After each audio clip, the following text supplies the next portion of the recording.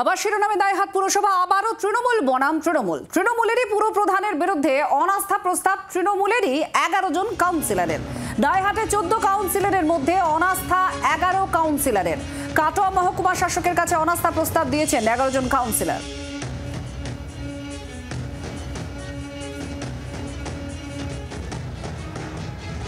জনগণ আমাদের ভোট দিয়েছে, তাই ওদের স্বার্থের জন্যই আমরা অনাস্থা দিয়েছি, তাই আমরা ওদের স্বার্থের জন্যই আমরা অনাস্থা আনলাম।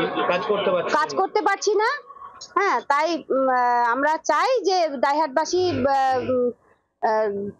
ইয়ের জন্য, উন্নয়নের জন্যই আমরা এই অনাস্থাটা ডেকেছি।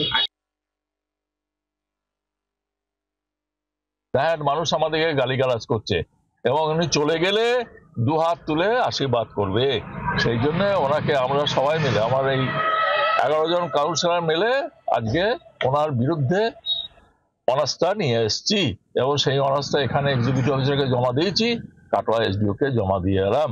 যত তাড়াতাড়ি আস্থা ভোট আসে ততই মঙ্গল দায়হাটবাসী। তাই দায়হাটবাসীকে মুক্তি দেওয়ার জন্য আমরা এই অনাস্থায় এনেছি।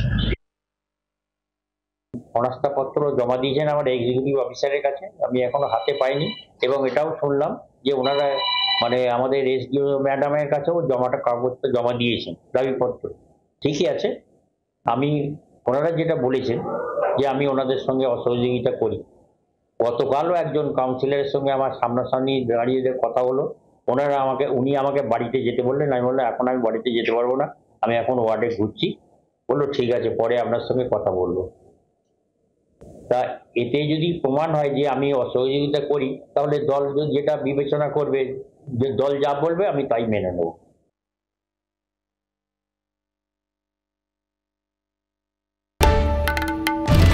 বাংলার আওয়াজ, বাঙালির আবেগ, জি 24 ঘন্টা।